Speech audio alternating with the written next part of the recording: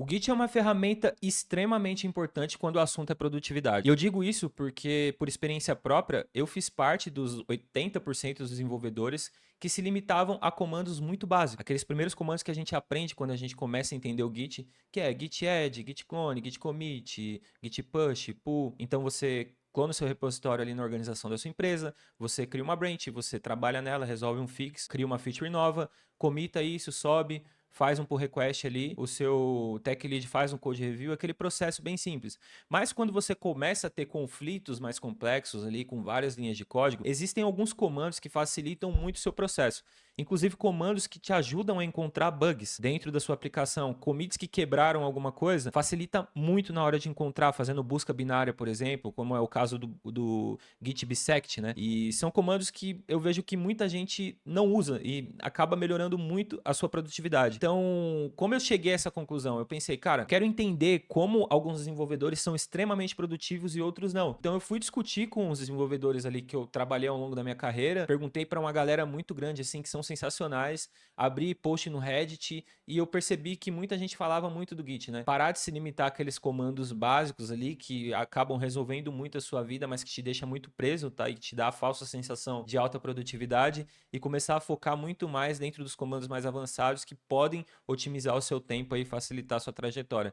Então, se você quer melhorar a sua produtividade, assiste esse vídeo aí, comenta, vamos discutir sobre isso porque é extremamente importante, tá? Vamos olhar para a tela aqui. Então, só para entender aqui os comandos básicos, né, aqueles comandos que eu falei que acabam limitando um pouco o desenvolvedor, né? Vamos passar rapidinho, então eu fiz esse desenho bem simples aqui para a gente entender bem, né? Então aqui a gente tem os ambientes aqui, né? Os ambientes ali, os arquivos do Git acaba transitando ali, né? Que vamos imaginar que isso daqui são arquivos específicos que a gente fez uma alteração ali e a gente quer mandar para o nosso repositório remoto, né? Então você faz um git clone aqui dos arquivos ali do Git, né? E aí ele vem para sua máquina, tá? E aí você consegue ter visibilidade ali e fazer a sua alteração, o que você precisar fazer, beleza?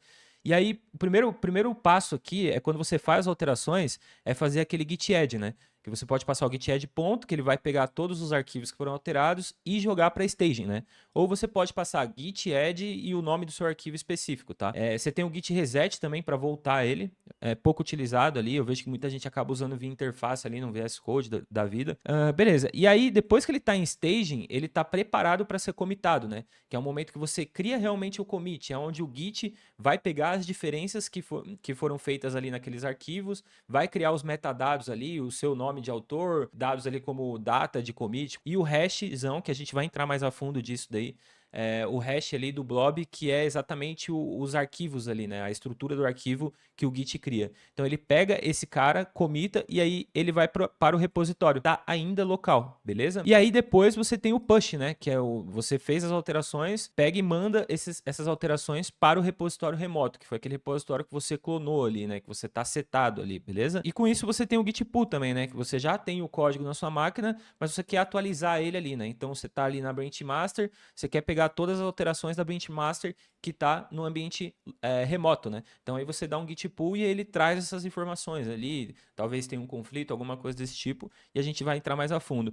Foi só uma passadinha aqui para entender bem de boa, tá? Então, beleza. Aqui eu tô com o cursor aberto, né? Que a gente também consegue ter a visibilidade ali do que tá acontecendo em interface, né? Porque a gente tem essa abinha aqui. Outras IDEs tem uma infinidade de recursos ali se tratando de Git, mas procure sempre usar o terminal para você fixar também os comandos que a gente mais utiliza ali no dia a dia, fechou? Então, beleza. A primeira coisa que a gente vai fazer aqui é dar um git init. Eu vou até deixar esse cara aberto aqui, porque eu posso inicializar um repositório clicando nesse botão, ou eu posso dar o git init, né? Então, beleza. Ou a gente pode até dar um git init e o nome da pasta, tipo projeto teste, né? Que aí ele vai criar uma pasta e dentro ele vai iniciar o repositório Git, fechou? Então ele já mudou a carinha aqui, né? Então, beleza, a gente pode vir aqui, criar um arquivo novo, né? Eu vou criar um arquivo .js mesmo, console.log aqui, hello world, beleza? Então aqui você repara que já o terminal aqui ele já mudou, né? Então ele já tem aqui, já tá traqueado aqui a branch que a gente tá nesse momento, que a gente tá apontando. Velho, agora muitas coisas dá para fazer, a gente vai ter que passar pelos comandos básicos, né? Mas basicamente se eu der um git status, ó, você percebe que esse cara tá vermelhinho aqui, né? Então ele precisa ser adicionado, ó, tipo eu posso dar um git add, né? Um git add ponto ou um git add test.js para adicionar só esse arquivo. E a gente tem ali o nosso arquivo pronto para ser comitado. O que aconteceu aqui, velho? A gente basicamente iniciou esse repositório aqui, alterou os arquivos e deu um git add. Então ele tá verdinho, agora ele tá justamente aqui, ó. Vou até deixar verde esse cara, ele tá exatamente aqui.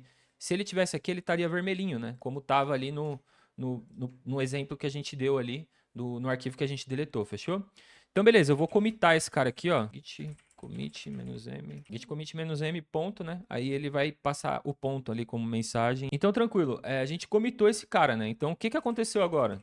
Se a gente der um git status, ele vai falar, ó, não tem nada para comitar, certo? Tá tudo limpo, fechou? Agora, o próximo passo, a gente comitou esse cara e ele tá aqui, né? Então, tipo, ele tá dentro do repositório aqui. E aí, o que a gente tem que fazer agora? A gente tem que dar um push, né? Isso para o repositório remoto. Para isso, a gente vai ter que vir aqui no GitHub e criar esse repositório na mão, né? Vou criar aqui, vídeo git, certo? Não vou colocar a descrição, vamos criar esse repositório. E aqui a gente já tem os comandinhos básicos, né? Você percebe que aqui ele te dá a opção de criar o seu repositório, né? Via linha de comando. Então, você dá um git init, tudo aquilo que a gente fez, né? Ele falou, bom, você pode criar um readme também, né? Então, ele faz um echo e joga para dentro desse arquivo novo aqui. A gente dá um commit, first commit, beleza? Tudo certo, tá? Mas aqui, basicamente, a gente já fez esse step aí, então a gente vai pegar o remote aqui e vamos adicionar aqui, né? Vamos traquear, vamos dizer assim. Então, beleza. Agora, a gente tem um repositório remoto ali, no qual esse repositório local tá olhando, tá? Aí agora a gente tem a opção, né, de mudar o nome da branch aqui, mas eu posso deixar master também, não tem problema. E aí eu vou dar um git push origin, né? Para mim já setar que vai para origin. E aí eu vou pegar e passar master, né? Porque é o nome da minha branch. Então ele criou a branch lá no repositório remoto. Então aí se eu vier aqui agora e dar um F5, a gente já tem o projeto aqui. Beleza, então repara que o GitHub, ele, no fim das contas, ele só representa ali um servidor externo ali onde eu posso adicionar o meu código, subir as minhas alterações, os meus arquivos da minha pasta .git, subir para lá e ok. Acho que a primeira confusão que a gente faz bastante no começo é achar que, pô, você tem um projeto gigantesco, sabe? Uma infinidade de arquivos ali, um projeto muito grande. Você achar que toda vez que você commita e você faz um push, ele vai pegar todo o seu projeto e vai subir para dentro do repositório remoto. Cara, isso não é verdade, certo? E para entender melhor isso, a gente precisa dar uma olhada nessa pastinha aqui, ó. ls-la, a gente consegue ver as pastas ocultas. Então, vamos dar uma olhada aqui agora na pasta .git para entender melhor o que está acontecendo aqui debaixo dos panos, né? Aqui a gente tem uma série de pastas, né, e arquivos aqui, e é aqui onde tudo é salvo, né? Tudo é armazenado ali para que o Git entenda realmente o que está acontecendo ali dentro do ecossistema do seu projeto, né? Daquela infinidade de arquivos do seu projeto. A pasta principal aqui é essa pasta objects, né? Que aqui é onde realmente está armazenado as diffs, né? As diferenças, os patches ali, né? O Git vai fazendo a diff ali, vai capturando esses deltas, essas alterações e vai salvando. E como ele salva isso, né? Ele não vai pegar o seu arquivo do jeito que está aqui e salvar dentro da pasta Git. Tanto que a gente já fez um cat dentro de um desses caras aqui, né? Então, se eu pegar dentro desse cara aqui, ó, dessa pasta 49, por exemplo, a gente vai ter esse hashzão grandão aqui. Se eu der um cat nisso, né, dentro da pasta 49, eu até tenho ele aqui, você vai ver que é algo inelegível aqui, né? Não é o código exatamente. O que seria isso aqui? Eu não vou chamar isso de patch, né? A diferença, ele não transforma isso em um patch porque o Git, ele é baseado em snapshot based. Cada commit que a gente faz é uma foto completa do seu código, mas não é o seu código propriamente. Isso daí é hasheado, né? É uma hash, seja um SHA ou um SHA-256, depende muito, tá? E dentro de cada arquivo aqui, dentro de cada pasta, vai ter o seu hash. Importante observar. Repara que a pasta que é criado, ele tem um número aleatório. Esse número é os 2 primeiros dígitos do hash, tá? Então, os primeiros dígitos desse hash aqui seria 49, que é o nome da pasta. E os outros 38 dígitos é exatamente o nome do arquivo que vai dentro dessa pasta. Ou seja, ele transforma isso num hash de 40 caracteres, beleza? E aí dentro você tem um arquivo blob ali que é exatamente o conteúdo do seu arquivo, a diferença ali, o delta, a alteração, só que salvo isso e um hash e um SHA-1 ou 256, fechou? Então, beleza. Esse ponto é o mais importante que a gente precisa entender, tá? Só que aí a gente tem também outras pastas aqui, né? A gente vem aqui dentro da pasta Git, né? Então a gente tem a pasta logs, por exemplo, que são importantes ali para o próprio Git, né? O GitHub usa bastante esses logs também, para que na interface ali você consiga entender qual foi a data de cada commit, né? Como a tree está funcionando ali exatamente. A gente tem a descrição, o GitHub também usa isso, né? Que seria a descrição desse repositório, tá? Na pasta config aqui, a gente tem alguns aliases, a gente tem a configuração ali de username, e-mail, coisas desse tipo.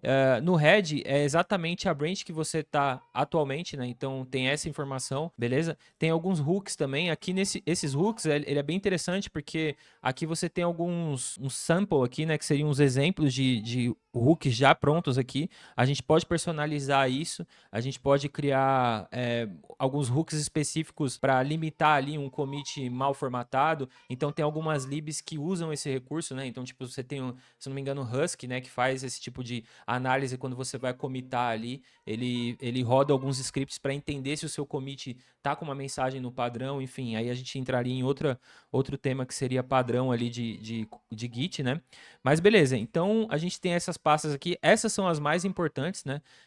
Que a gente pode mencionar. A pasta index é justamente todas as alterações aqui que está armazenado, né? Quais que são os objects que vão ser comitados, né, na próxima sessão. Ou seja, essa pasta index aqui, ela nada mais é do que esse momento aqui, tá? É onde está armazenado tudo que vai ser comitado no próximo commit, fechou? Eu acho que esse overview aqui já te dá uma boa ideia do que está rolando dentro da pasta.git. É lógico que tem uma infinidade de coisas aqui que você pode fazer e dar uma estudada, tá? Eu vou até deixar aqui como referência, né? Que é a própria documentação do Git, né? Então, a gente tem um book aqui que eu não lembro onde é que tá esse book, cara.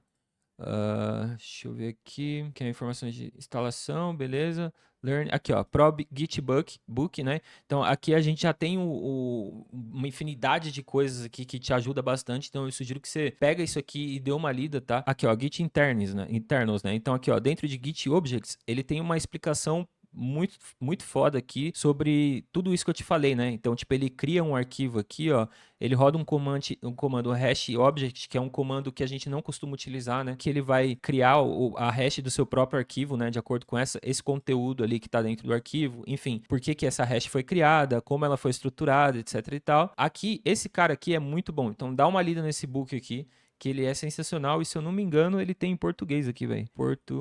Tem, ó, português do Brasil e português de Portugal. Então, beleza, você pode dar uma lida aqui nisso aqui que vai te ajudar pra caramba, fechou? Então, dito isso, vamos rodar esse comandinho aqui, ó, git log, e aí a gente já tem 2 commits aqui na nossa branch master, né, que é a head aqui, a head está apontando para essa branch master. Então, os 2 commits não tem uma mensagem, isso não é uma boa prática, a gente está pegando a branch principal ali, a branch que provavelmente seria a branch que estaria em produção, né, e tá fazendo alteração ali, commitando direto nela, isso não é uma boa prática.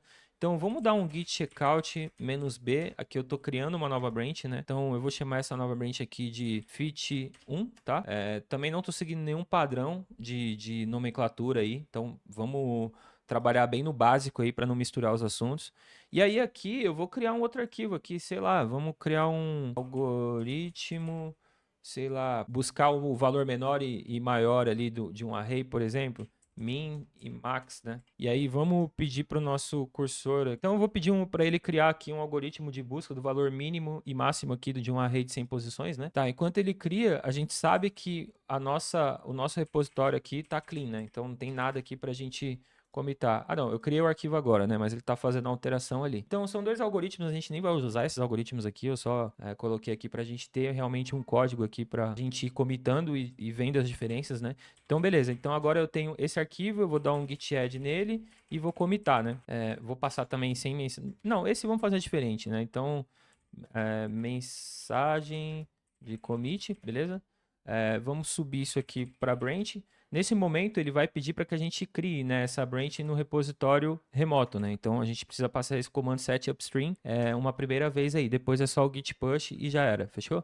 Então, agora, se a gente vier aqui no nosso GitHub, a gente vai ter essa branch criada, né? Ele vai até me dar uma sugestão aqui de criar um pull request. Então vamos criar um pull request onde a gente vai mandar todo esse código para o master, né? Vou colocar uma descrição qualquer aqui, né? Vídeo teste, beleza? E vamos lá, né? Criou esse pull request aqui, ele vai analisar se tem conflitos ou não, tá? Isso aqui o GitHub vai fazer através dos arquivos de diff ali, né? Então isso é extremamente interessante. E aí a gente vai confirmar esse merge e vai mergear esse cara, tá? Essa seria uma boa prática, criar uma branch ali, seja uma hotfix ou uma fit e mandar direto para sua, abrir o pull request para sua branch master ali. Não sei se sua empresa tem uma cultura de code review, alguém fazer o code review ali, aprovar, ver se o código está bem escrito, ver se a lógica funciona realmente e aprovar isso aí e então a gente mergear, né? Então agora, se eu voltar aqui para minha branch master, né? Ela vai estar desatualizada, né? Então ele vai pedir aqui, ó, eu tenho 2 commits e que eu preciso fazer o pull, né? Então quando eu fiz isso, o arquivo surgiu aqui na branch master. Aí você vai se perguntar, pô, mas ele veio o arquivo inteiro? Foi o que eu expliquei. Não, ele vai pegar o blob ali dentro do repositório remoto, ele vai entender aquilo, vai descriptar e aí a gente vai interpretar isso aqui, tá? Então agora vamos entrando nos comandos mais avançados ali, né? Acho que o primeiro comando que eu posso fazer, eu acho que ele é bem importante porque facilita no momento que você precisa pegar algumas coisas de uma branch, mas não tudo, né? Porque se eu estivesse aqui, se eu tô na branch master e eu desse um git pull origin, sei lá, qualquer outra branch que eu tenha criado, Fiat 2, por exemplo, Fit 2, ele pegaria todas essas informações, traria para mim, de acordo com o tipo de merge que eu tô aqui ativo, ele identificaria e me pediria para resolver se tivesse algum conflito ou não, né? Isso funciona? Ok, na maioria das vezes você pode fazer isso. Mas e se eu quiser pegar apenas um commit dentro dessa branch aqui? Eu não tenho essa branch ainda, mas a gente vai criar ela. Então vamos dar um git checkout aqui, né? Dar um git checkout. Vamos criar essa branch. Então agora a gente tem aqui, ó, git branch "-a", por exemplo, mais um comando. A gente tem a fit 1, fit 2, né? E fit master. A gente está dentro da fit 2 porque acabou de criar, beleza? E essa aqui que são remotas, ou seja, a fit 2 percebe que ela não está no remote, ela não existe lá, tá? Mas aí vamos fazer algumas alterações, ó. Aqui eu vou colocar um console.log aqui, do Hello World também, pode ser. Vamos pegar esse console.log aqui, vamos fazer essas alterações aqui também. Vamos colocar vários aqui, uma péssima prática, tá? Vamos criar outro arquivo aqui. Esse arquivo, vamos colocar aqui, ó, teste, tá? teste2.js. Aqui a gente vai fazer qualquer coisa, sei lá, também colocar um console log aqui, Hello World, beleza? E aí, vamos criar outro arquivo também. Esse arquivo aqui vai ser o arquivo que eu quero pegar as informações, tá? Então eu vou criar esse arquivo aqui que vai ser arquivo importante, por exemplo, para a gente saber qual que é esse arquivo. Então vamos dar um console.log e aqui a gente vai colocar uma mensagem. Esse código é importante para o projeto, beleza? Aqui tá com erro de português aqui, totalmente analfabeto, beleza? Ok, então esse código aqui é importante, mas eu fiz várias outras coisas. Se a gente olhar aqui, ó, eu mexi nesse arquivo aqui, então ele me mostra a diferença, tá?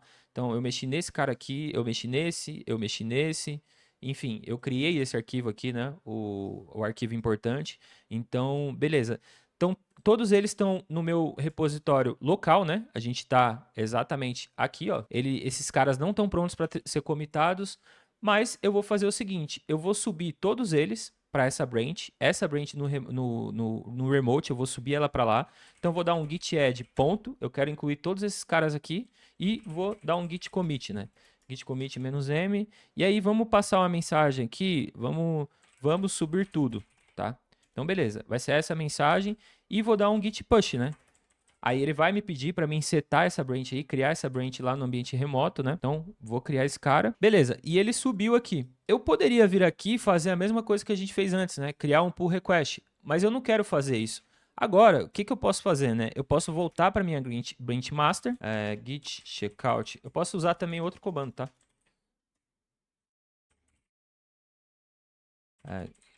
Então, eu usei o switch, né? Eu poderia usar o checkout, fica aí até uma dica de boa prática, né?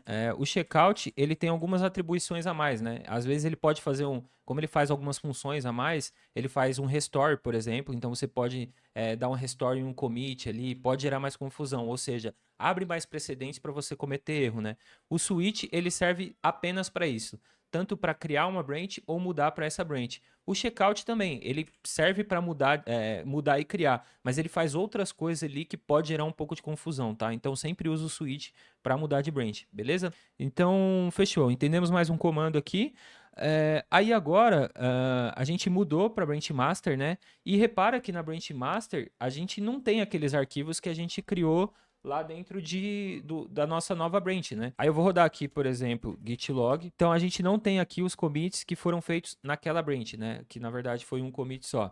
Beleza. Então, na verdade, eu até cometi um erro aqui. Eu vou voltar para a minha branch fit 2, né? Acho que nesse arquivo importante, bom, a gente já comitou esses caras aqui, né? A gente já comitou todos os arquivos que a gente criou, tá?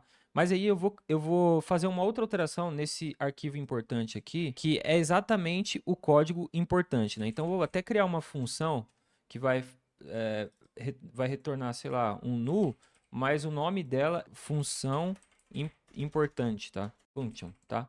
Então, essa função aqui, ela é importante. É ela que eu preciso pegar na minha branch master ali. Então, como é que eu faria isso, né? A gente vai entender um comando que é próprio para isso, que seria basicamente para a gente capturar alguns commits específicos, tá? Não pegar tudo. Então, beleza. Eu vou dar um git add nisso, né? Então, a gente agora só tem esse arquivo aqui para adicionar aqui na staged, né? Git add, ponto. Eu vou dar um git commit adicionado à função importante, tá? Então agora a gente dá um push, né? Ele não vai me pedir mais para setar o upstream, tá? A gente fez o push, já subiu lá para o repositório remoto, ok? Vamos dar um switch agora para dentro da nossa branch master, tá? Voltamos para nossa branch master e o que acontece aqui, né? A gente até não tem esses arquivos aqui. Se eu der um git pull origin fit 2, tudo que a gente comitou lá, ou seja, foram dois commits, um com várias tranqueiras e outro com um arquivo, uma função dentro de um arquivo já criado que é importante para mim. É esse cara que eu preciso. Então, como eu faria isso, né? Como eu pegaria só esse cara? Tem várias formas de fazer. Eu poderia pegar como eu não tenho um arquivo aqui, não daria para mim olhar pelo history changes, né? Poderia fazer dessa forma se esse arquivo já existisse aqui. Para isso, a gente tem um comando chamado cherry pick, né? Que é o comando que justamente pega um commit específico que está em qualquer lugar, em qualquer outra branch, desde que ela esteja realmente em ambiente ali, tá? E aí a gente consegue pegar essa alteração, né? Então, esse commit específico. Então, eu vou dar um pull aqui para sincronizar as coisas. Beleza, tá tudo sincronizado. E aí, agora, a gente precisa, para usar esse comando, a gente vai precisar aqui dos commits que existem nessa branch, né? Então, aqui, ó, se a gente vier aqui, perceba que a gente vai ter os 6 commits, né? Lá na master a gente só tem 4. E aqui eu tenho dois commits, né? Um que é vamos subir tudo, né? Que ele fez basicamente, ele criou o arquivo importante, mas nesse momento ele adicionou só um console log. Ele criou o algoritmo de mínimo e máximo, ele fez alterações aqui nesse arquivo de teste 2, beleza? E criou ele também, tá? Só que eu não quero esse commit aqui. Eu quero o commit importante, que adiciona a função importante. Então, esse commit aqui, ó, adicionando a função importante, então eu vou copiar esse finalzinho de hash aqui e vou fazer o seguinte, ó. Eu estou dentro da minha branch aqui, a branch master, e é ela que vai receber esse arquivo novo com essa função nova. Então eu vou dar um git cherry pick, espaço, e eu passo o hash desse commit, beleza? Ok, então agora ele adicionou esse cara aqui. Tá vendo? Então, ele trouxe basicamente esse cara, mas ele tem aqui, ó, esse código é importante, que é o que veio do outro commit, mas ele pegou realmente essa informação porque está contido dentro do blob ali, mas o que ele marcou aqui para mim, ó, é que esse cara aqui é importante para mim. Então, essa função, ela veio, ou seja, os arquivos que eu tinha alterado dentro desse commit aqui, ó, vamos subir tudo, que foram várias alterações, não vieram, tá? Então, esse teste 2 aqui, eu não tenho esse cara aqui. Ele não chegou para mim, tá? Então, eu vou adicionar esse aqui, ó. Keep their version, ok. Ele está reclamando aqui que esse cara tem uma versão diferente, né? Ou seja, vai gerar um conflito, mas aqui não tem problema, né? Eu posso dar um git commit, aí eu posso dizer que peguei a função importante, né? Beleza? E aí eu dou um push, posso subir isso para master ali, eu sei o que eu tô fazendo, tá? É tudo, eu tô em um ambiente aqui, um projeto que não tem importância nenhuma ali, não tá em produção isso aqui, então eu posso fazer isso. Mas é uma boa prática a gente criar uma nova branch e abrir um pull request como a gente já viu. Então, beleza, a gente entendeu o cherry pick, eu ia até deixar ele por último ali, mas faz sentido que a gente já pegou, já começou a criar commits, que vai ser muito importante ali pra gente entender o bisect, né, que vai ser o último comando ali que a gente vai entender melhor. E aí tem um comando também que ele é muito bom, que ele funciona muito bem com cherry pick, né? Digamos que você tem vários commits em várias branches e você quer pegar um commit só de uma, dois de outra, três de outra, enfim, isso vai depender muito do seu contexto aí. Mas lembra que a gente criou uma branch, a fit2, e a gente fez dois commits dentro dela? E aí a gente fez um cherry pick trazendo um desses commits para cá, que foi quando a gente adicionou a função importante, certo? Ficou um outro commit lá. Se eu deleto aquela branch, se eu deleto tanto do remoto quanto do repositório local, aquele commit vai continuar existindo dentro da pasta .git, só que ele está perdido. Então, a gente viu que a gente tem esse arquivo, esse comando git log, né?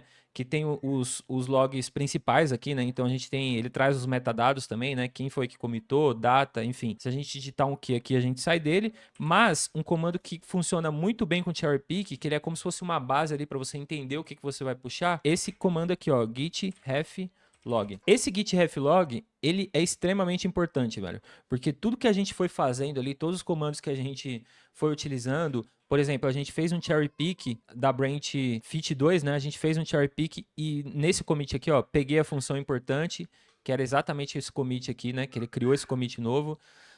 A gente fez alguns commits anteriores aqui, ó, movendo para master, da master para fit2. Então, todos os comandos que a gente foi fazendo, isso fica salvo também, tá? E tudo isso que ele está trazendo aqui é justamente o que é salvo dentro daquela pastinha logs, dentro da pasta .git, tá? Aquela subpasta logs. Então, beleza. Aqui a gente tem visibilidade, ou seja, a gente tem um commit aqui, ó, adicionando função importante, que tá até vermelhinho, ó, porque a gente não pegou esse cara, não trouxe ele, a gente só trouxe um commit de lá e esse ficou. Então, seria muito útil se eu quisesse pegar esse cara e trazer para cá agora, e aí a gente rodaria um cherry pick, né, novamente, apontando para esse commit específico, tá? Então a gente traria aquela função que está lá naquele commit, naquela branch perdida ali para dentro da nossa branch atual, né? Da nossa head aqui, onde a gente está trabalhando, beleza? Outro comando aqui extremamente importante que eu vejo que muitos devs se confundem um pouco com ele ou não usam, né? Que seria o git stash, né? Então, para ilustrar um exemplo aqui, vamos imaginar o seguinte: eu vou sempre focar aqui nesse arquivo importante, né? Imagina que ele não vai retornar um null agora, vai retornar um undefined. Vamos colocar mais um console aqui também, console.log. E pode ser a mesma mensagem também, não tem problema, tá? Aí digamos que eu estou trabalhando, isso aqui é uma implementação importante, eu já mexi em vários arquivos, vamos mudar isso aqui também, vamos, sei lá, criar mais console aqui, ó, criar mais console, beleza? Vamos fazer algumas alterações aí, vamos apagar esses comentários aqui, ó, que não tem necessidade, beleza? Então, digamos que eu estou resolvendo um fix ali, extremamente importante, e aí, só que eu não terminei isso aqui ainda. E aí o meu tech lead falou, cara, eu preciso que você resolva tal coisa aqui, um outro bug, ou seja, você vai ter que criar uma outra branch. Aí você vai falar, pô, beleza, né? Eu tô dentro da minha branch nova aqui, né? A minha branch seria checkout-b fit3, né? Vamos criar essa branch aqui. Eu tô dentro dessa branch, os meus arquivos estão alterados aqui, né? Então eu tô ainda implementando a minha nova feature. E aí o meu tech lead pediu, vai lá fazer outra coisa. E atua na branch, sei lá, bug fix, na bug fix 3, por exemplo, né? Então, bug 3, beleza. Só que aí você vai mudar de branch e aí você ainda está atuando na sua branch fit 3, tá? Você está ainda implementando a sua nova feature. E aí você fala, cara, eu vou commitar isso aqui, né? A pior besteira, vou commitar isso, vou dar um git add, vou dar um git commit e vou commitar isso. Depois eu volto para cá e toco a vida em frente, né? Você percebe que você está colocando lixo ali no histórico, você está colocando um commit quebrado, que não funciona, você não terminou a sua feature. Então, não faz sentido você commitar para apenas salvar isso, ir para outra branch, depois voltar. Eu posso deixar numa branch que vai servir de mock ali, que depois eu vou excluir. Também não, essa branch faz parte ali da tree, ela faz parte do ecossistema. Então não faz sentido você criar uma branch ou commitar dentro da sua própria branch principal código que não está pronto ainda. Então o que você poderia fazer? Você pode dar um git stash nesse cara, aí você salvou isso. E aí nesse momento você pode dar o seu git checkout, ir para a sua bug fix 3, né? Seu tech lead te mandou lá, fazer os seus ajustes, né? Então você chegou aqui, você apagou alguns comentários que ele pediu, apaga esses comentários aqui. Aqui ele tá reclamando, é que eu mexi aqui, né? Então tá errado. Deixa eu fechar isso aqui, eu fecho isso. Você pode vir aqui, ó. Ele pediu para você apagar esses comentários aqui, ó. Apagar também essa parte aqui de documentação, beleza? Ele pediu para você fazer uns ajustes aqui, excluir os comentários desse arquivo. Você excluiu todas, ok? Aí você vai dar um git add, você vai fazer todo o processo lá que a gente já fez, né? Vai criar esse commit aqui, vai dar um git push, beleza? Vai criar a branch remota, tá? E aí você resolveu o seu fix. Aí quando você voltar para a sua branch lá, switch fit 3, e você quer continuar trabalhando, você vai olhar aqui e vai falar, pô, eu perdi as minhas informações, né? Então, a gente deu um git stash, agora a gente vai dar um git stash pop, beleza? Aí os seus arquivos voltaram para cá, ó. Foi o novo console que você adicionou, beleza? Foi os novos consoles que você adicionou aqui, você apagou algumas coisas aqui, alguns comentários dessa linha, fechou? Então, o seu trabalho ali se manteve, você não commitou, você não subiu o commit lixo ali para o seu projeto e você não criou uma branch que vai ser excluída depois do history, né? Então, você fez o processo certinho. Então, usa o stash é extremamente importante, tá? E aí eu vou commitar isso aqui também dentro dessa branch fit 3, ó, removendo comentários. Vamos subir ela também, tá? Porque o que eu tô fazendo aqui? Eu tô lotando de commit desnecessário, porque depois, quando a gente for falar do bisect, a gente vai precisar de vários commits ali para entender melhor. Então esse aqui tá lá também. Vamos chegar aqui no GitHub, abrir uns PRs aqui, né? Então a gente tem, ó, tem 3 branches aqui que a gente pode abrir PR, tá? Então vamos jogar tudo para master, vamos criar aqui. Ele vai checar se tem conflito, não tem. Beleza. Aí agora a gente vai vir aqui pegar o outro, vamos abrir os PRs tudo aqui, beleza? Voltando aqui para branch master ali, né? A gente tem algumas alterações aqui para puxar lá para fazer um pull, né? Então vamos atualizar essa branch. Então veio todas as informações daqueles pull requests ali que a gente já mergeou no GitHub.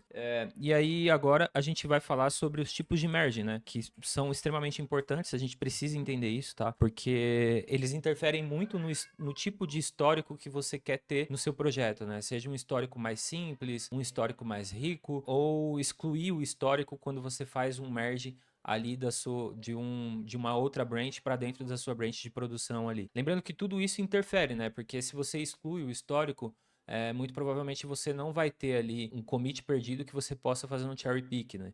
Então, isso interfere muito no tipo de estrutura que você quer ter e visibilidade do histórico ali da sua aplicação. Vamos fazer um git log aqui, passando dois traços graph, né?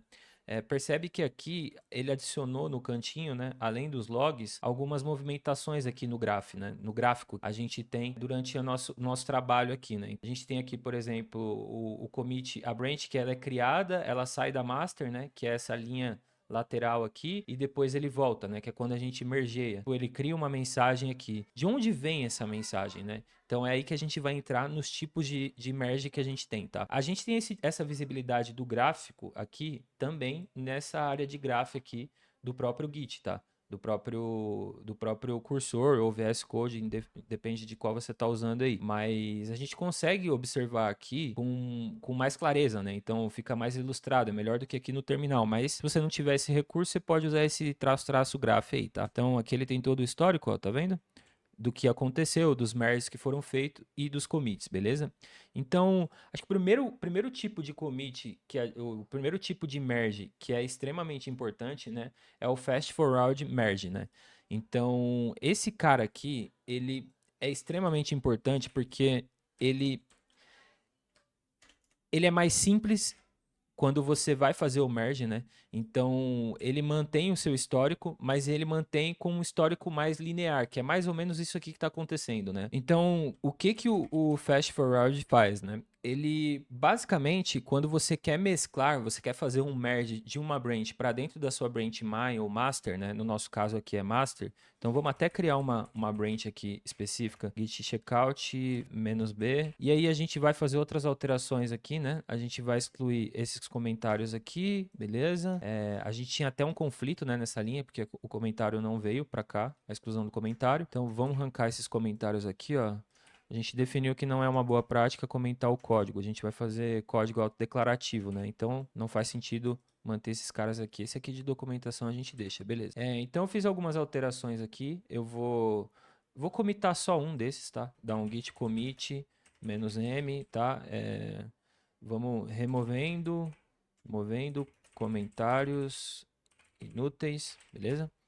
Tá, e aí agora a gente tem esse cara aqui, falta o push, né? Então a gente vai subir essa branch aqui também para o repositório remoto. Criamos ela lá, subimos, beleza? Então, tranquilo. Voltando aqui para branch master, né? A gente teria que fazer um merge daquilo que tem dentro da branch fit 4 que a gente acabou de criar para dentro da nossa branch, né? Então, o que a gente faria, né? Se a gente olhar os logs aqui, vamos até olhar por esse recurso aqui, porque basicamente ele é bem melhor, né? Então, ou na verdade, vamos esquecer essa aba aqui, vamos fazer tudo via terminal, velho. Então, beleza. O que a gente faria aqui, né? Vamos rodar um git log novamente, né? Passando o graph aqui. E aí a gente tem todos os commits, né? Lá para baixo a gente tem os mais antigos, né? Os primeiros ali que vieram para essa branch. E aí a gente tem aqui basicamente as branches que a gente foi criando, né, o momento que ela foi mergeada. Então aqui a gente pegou a função importante, né, foi no momento ali do cherry pick. Aí ele voltou para branch master aqui, né, aí ele até coloca uma estrelinha aqui, basicamente. Aí a gente commitou em outra branch aqui, depois ela veio para dentro da master, e aí ela está atualizada, ela está certinha. A gente não tem nada aqui da nossa fit 4 que a gente acabou de criar, beleza? Então, a forma mais simples de fazer o merge seria dando um git merge fit -4, né? Então, a gente está fazendo um merge, uma mesclagem aqui, fast forward merge, ok? Simples. O que esse cara faz? Qual que é a vantagem dele, né? Ele deixa o seu histórico mais limpo, mais intuitivo, melhor de se visualizar, tá? O histórico ali, o graph, né? Que a gente vai ver depois. Então, ou seja, você tem uma branch principal, que no nosso caso aqui é a master, e aí você criou uma branch a partir dela e ela ficou imutável, você não mexeu nela, na branch principal. A sua branch nova, que no nosso caso aqui é essa fit 4, a gente fez algumas alterações, fez commits nela e agora a gente vai mesclar ela na main ou na master, tá? Na sua branch principal. E aí quando você faz isso, ele cria um histórico mais limpo, tá? Então é uma linha linear mesmo, é uma forma linear de manter o seu histórico. A vantagem disso é que fica mais fácil de você visualizar o que está acontecendo ali dentro dos históricos ali do seu projeto, tá? Ou seja, ele simplesmente vai pegar e avançar o ponteiro da sua branch principal para o último commit dessa nova branch que está chegando agora, que está sendo mergeada. Beleza? Então, ele vai chegar lá no último commit, vai pegar todo esse histórico e vai jogar dentro da master. E além disso, a gente tem também um recurso que a gente passa essa flag aqui no FF, que ele basicamente ele vai criar um commit lá na ponta, ele vai criar um novo commit para marcar esse merge. Então, aqui em cima, a gente viu que em alguns momentos ele criou merge pull request vindo de fit 1 para dentro da master, certo? Então, basicamente, ele criou esse commit novo aqui e esse commit ele vai ficar salvo dentro do nosso histórico ali. Então, é uma boa prática a gente fazer isso, tá? Porque se a gente não passar o NoFF, por exemplo, ele vai simplesmente pegar o último commit lá, jogar para cá e esse último commit vai ser a ponta, vai ser a última referência ali desse merge, tá? Então, vamos fazer isso aqui e vamos ver o que vai rolar. Aqui ele identificou as alterações, né? E aqui a gente não tem conflito nenhum, né? A gente, na verdade, tem, né? Aqui não, na real isso aqui não é um conflito, né? A gente só removeu uma linha, tá? A gente pode passar meio que, me arrependi de excluir esse comentário, a gente pode devolver ele para cá, também não tem problema, tá?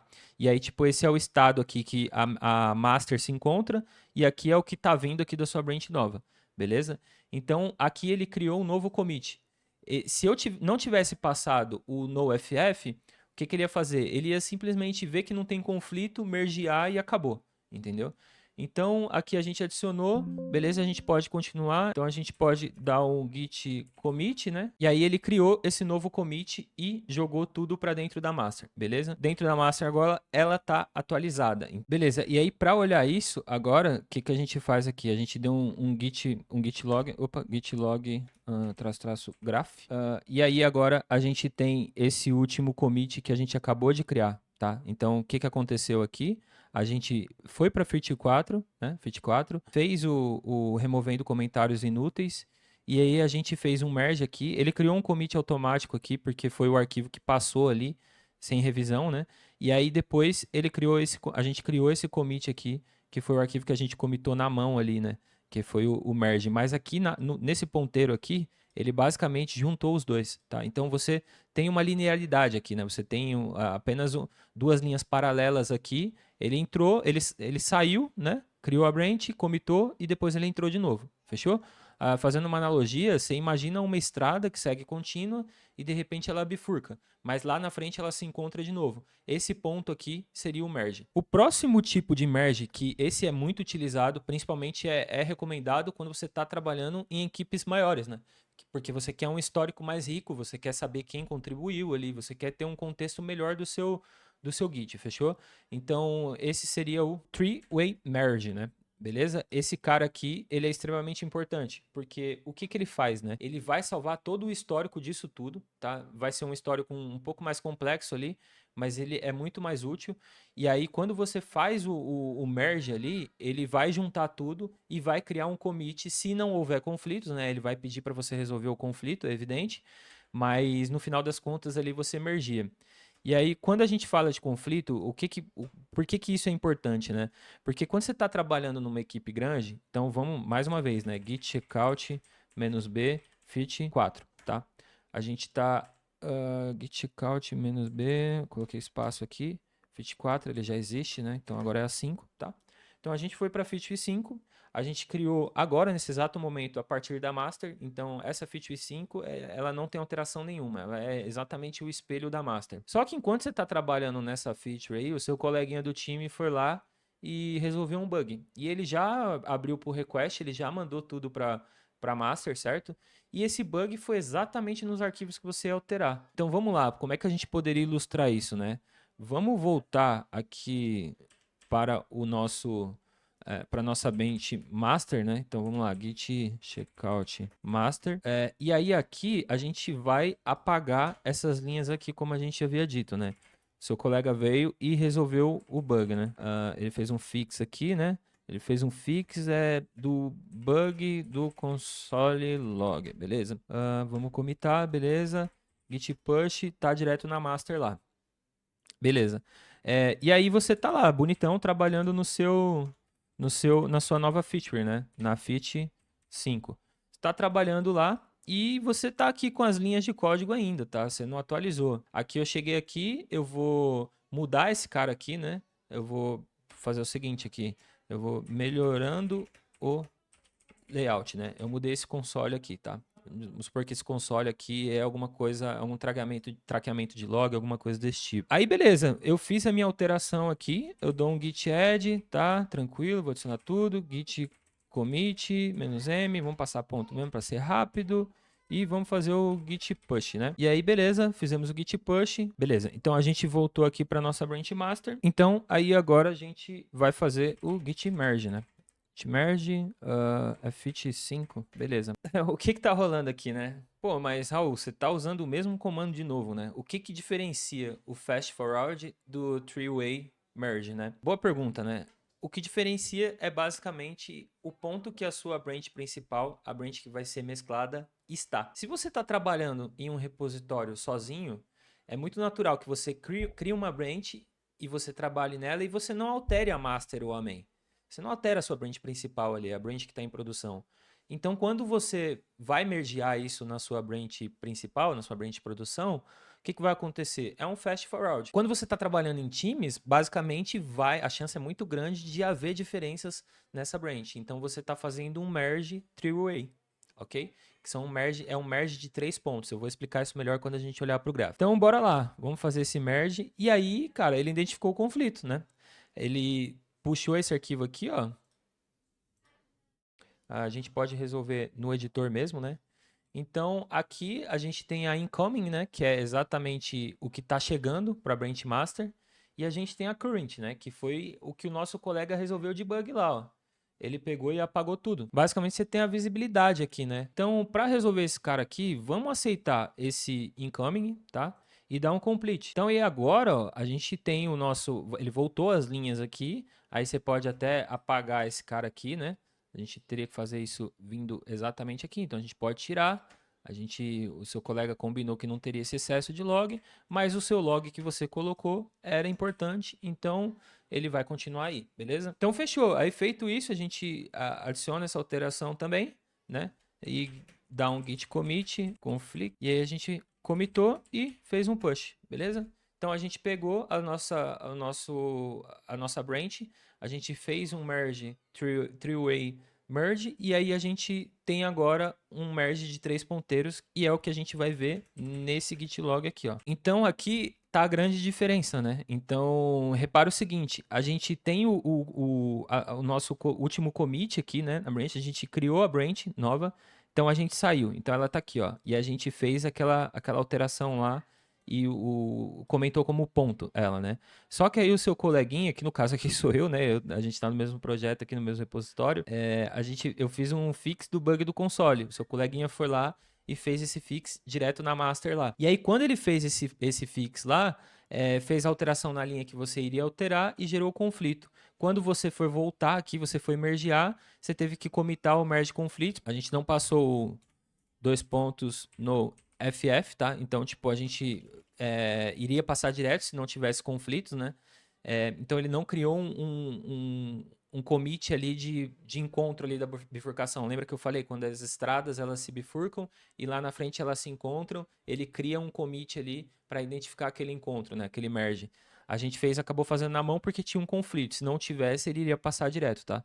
Então, beleza, aí a gente fez a alteração aqui, resolveu o conflito e aí ele mergeou. Então você tem um histórico mais completo, porque o seu coleguinha tem o histórico do commit dele aqui. A gente não anulou aquilo ali, a gente não excluiu, tá? Então isso é muito importante. Então quando você está trabalhando num time e as pessoas não entendem muito o que é um three-way ou um fast forward, ela acaba excluindo o histórico ou deixando o histórico um pouco mais simples ali, quando você poderia ter mais informações e ter um histórico mais rico, né? Então, eu acho que essa é a grande diferença e é extremamente importante, tá? Então, você tem ali também o contexto do que foi feito na main enquanto você estava trabalhando na sua branch privada, fechou?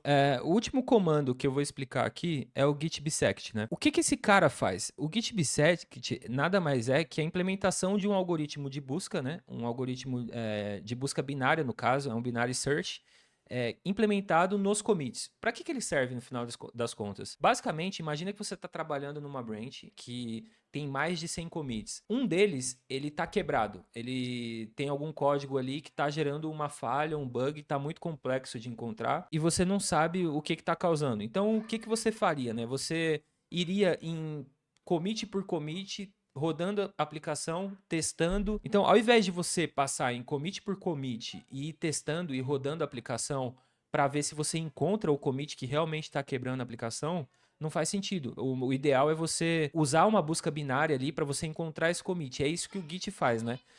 Antes de qualquer coisa, vamos entender um pouco aqui o que significa busca binária, né? Então, imagina aqui que a gente tem um array, tá? E aí a gente tem 100 posições, então a gente tem a posição 1, 2, né? A gente tem a posição 3, a gente tem vários números aqui, a gente tem a posição 50, e aí aqui, beleza? A gente tem aqui 98, certo? E 99, tá? Beleza. Imagina que aqui você quer encontrar o número 75, por exemplo. Você quer achar o número 75, tá? E aí, cara, o que você faria aqui? Você ia iterar esse array fazer um for nele para encontrar o número 75, mas imagina que você tá com um array com 1 milhão, 1 bilhão de posições.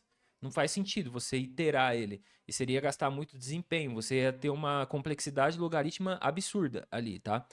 Então, é aí que a busca binária entra, né? E é aí que o Git utiliza ela para encontrar um commit que está quebrando alguma coisa ali. Então imagina que você vai implementar um algoritmo de busca binária. A gente criou esse cara aqui, né? A gente basicamente pediu para ele criar aqui. Eu não lembro em qual que foi, né? Aqui, ó, busca binária, né? E basicamente o que que ele faz? Ele pega duas referências, né? Aqui nesse caso, o da esquerda e o da direita, né? Então ele pega esse último número aqui, e esse primeiro número e esse último número, né? E para o nosso caso aqui, para o Git, a gente tem o commit que está estável, que não está quebrado, e um commit que a gente sabe que está quebrado, tá? A gente tá rodando ele ali e você sabe que ele está quebrando ali. Só que pode ter sido algum desses entre o espaço de um para o outro. Ou seja, se a gente tiver 100 commits aí nesse meio aí, pode ser um deles. Vamos imaginar que fosse o 75 também, igual aqui no nosso contexto aqui utilizando o array, beleza? Então o que o algoritmo vai fazer? Ele vai cortar esse array no meio. Então ele vai pegar o número 50 e ele vai falar assim, 50 é igual a 75? Não, não é igual a 75. Ele vai implementar ali uma definição se é maior ou menor, por exemplo, e aí ele vai falar 50 é menor do que o 75, por exemplo.